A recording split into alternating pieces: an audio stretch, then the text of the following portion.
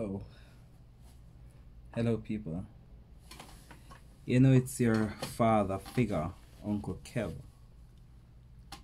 Today, while I'm doing this video, is the 26th of August 2020, a week after my surgery.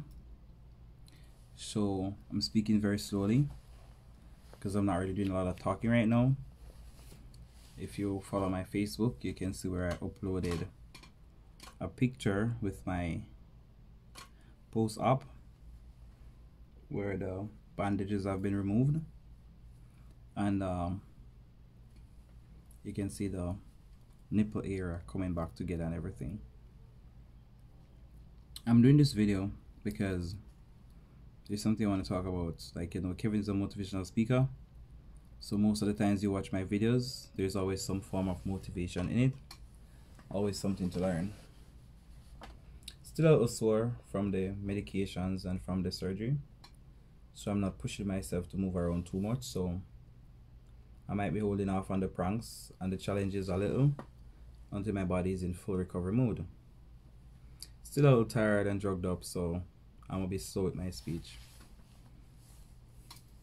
The reason for this video, I post on my WhatsApp and I sent to a few people about my surgery and my success and how I'm healing properly, and the doctors are saying my body is responding very fast, which is good.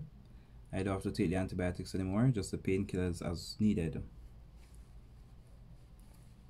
Somebody responded to me and said, "Me over here cut off my breasts, and she wish if she had bigger breasts. She wish if her breasts did look as nice as my one." I don't know which part of my breasts did look nice because I never liked them, period. Next point, I never felt like I had breasts. I hate the whole idea of wearing brassiere and all those things because I don't feel like a man should have to wear those things. And from I started my channel, I've been saying I feel like a man trapped inside of a woman's body, and so it's time for me to let the man out. Transition for me, I'll repeat again, it's syncing my body with my brain. I want people to see me the way I see myself. I don't care for bottom surgery right now, I care for top surgery. There are 4 things I wanted out of transition and anything else that come with it. I wanted facial hair, I wanted my period to stop, and I wanted to do my top surgery and look more masculine. The voice came with it. I was already faking my voice to sound very much more masculine, so getting the extra voice is just a plus, a bonus, right? I post my thing on social media and people making negative comments. I get it, it's social media. Everything will not always be positive, I get it. Not everybody is as positive as Kevin is, I also get that. Not everybody knows how to say good things, I also get that. But one thing old people always say growing up, if you don't have nothing good to say, keep your mouth shut. Because shut mouth not catch fly. I also understand, I put it out there on social media, so expect a lot of negative people to say a lot of negative things. I get that.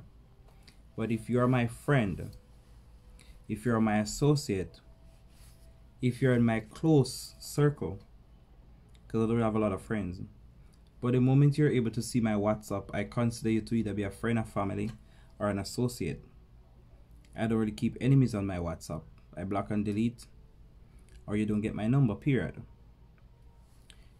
People need to understand that going through recovery, you need only positive people and positive things around you.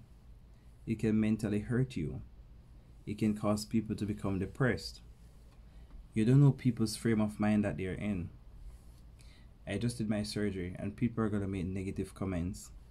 If I'm not a strong person, a praying person, if I don't have a good enough support system, that thing can mess you up.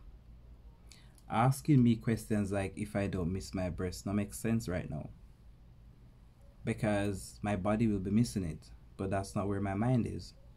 You don't want me to have a relapse. You don't want me to fall in depression. Asking those questions are not healthy. Any human being with sense would have known, so them no need to say that to me. telling me about you wish you have more breasts. I your business that. Go talk to your doctor and we can get some more. Go ask God why your breasts are small. Don't come to me with your BS. So I made a post on Facebook and say anybody else who come to me those things, I'm gonna block and delete them. Do I want to block and delete people? No. Why? Psalms 23 says, in the presence of my enemies, he prepares a table before me, and he anoints my head with oil. So if I don't have enemies, my blessings might not come. I'm not going to get no table prepare in front of nobody, because I'm going to prepare in front of my friends, and the Bible not wrong. So if him say I'm going to prepare it in front of the enemies, then I need to have enemies in order to see that go through. So when I put it on social media, I'm not trying to address anything. I'm not trying to explain anything. As an advocate, I advocate for people. There might be other people who are going through surgery and they can't speak for themselves. When people do surgery, don't ask them how was the surgery. Bullshit. You can't ask somebody how was the surgery. You should say to them, I hope you had a successful surgery and we're praying for you and your speedy recovery. These are things that you say to somebody who just got through surgery. You cannot ask the person for details of the surgery. You're asking the person to relive it. When the person is fully over it, maybe 3 to 6 months after the person has healed, then you can talk about it if the person wants to.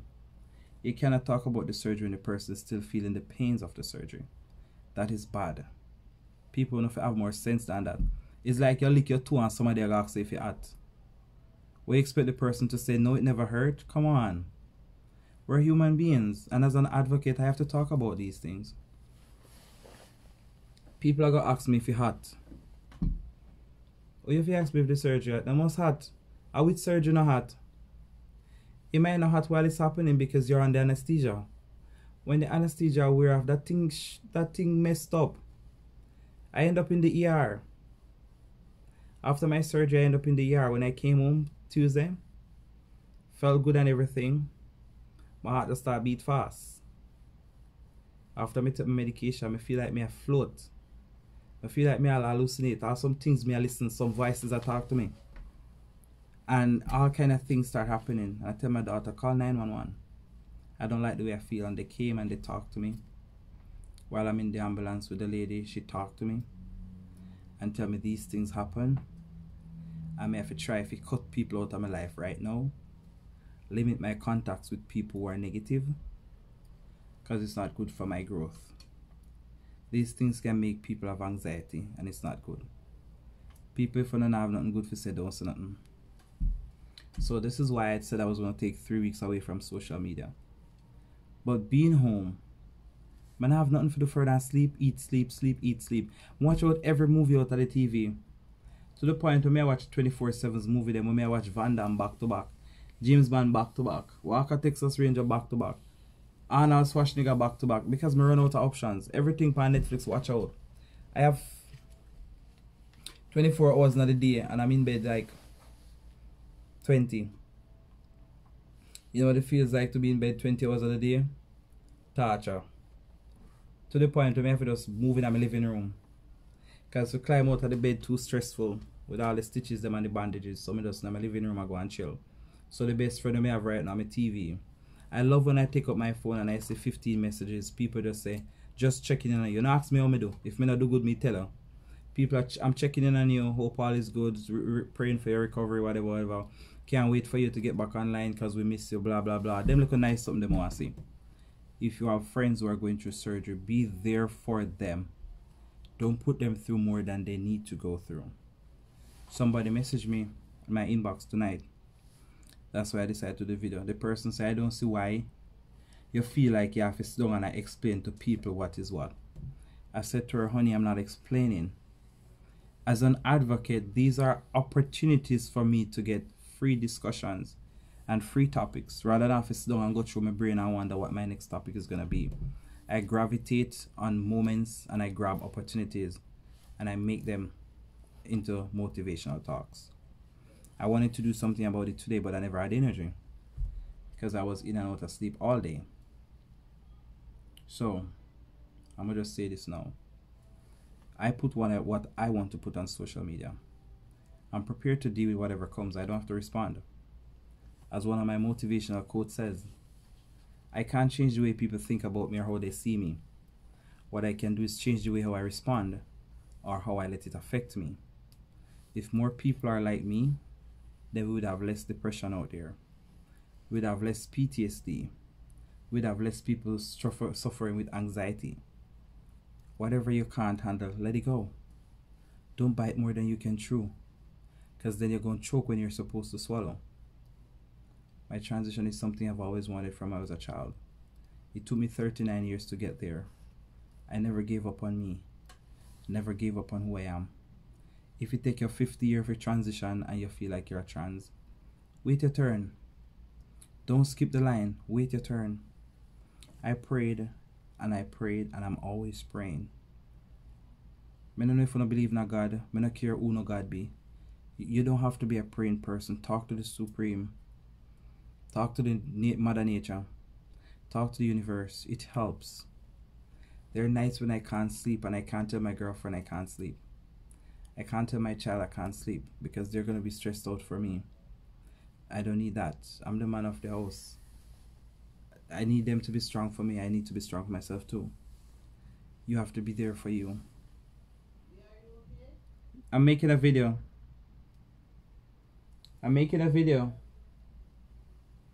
So you have to be there for yourself more than you can be there for anybody else. So I had to take the time away from social media as much as possible. But like I say, I get bored. So when I get bored, I just make a post, scroll to the timeline, reply to a few people, spend a half an hour and cut and go again. Everybody have to do the same thing. Live your truth. Don't make people stress you out. Like me say, I'm getting tired again, so I'm gonna lay down. You don't have to respond to everything that people say. But sometimes it's good to make a post to let people know that you are aware of what they're saying and let them know that it's affecting you. That's all it is. So until I get better, until next time, until I'm in the position to do another video, that's it for now. Live your truth. Just go and pray for me in the healing process. Still not perfect yet. Like I tell people, transition is a forever thing. It doesn't just come and end. Because I do my top surgery doesn't mean it's perfect and it's over and done. The journey continues. Until next time, this is your father figure, Uncle Kevin. Stay good, walk good. Realize everyone ain't loyal. So when you find loyal people, stick with them. Support the merch. Like, subscribe, share, leave a comment.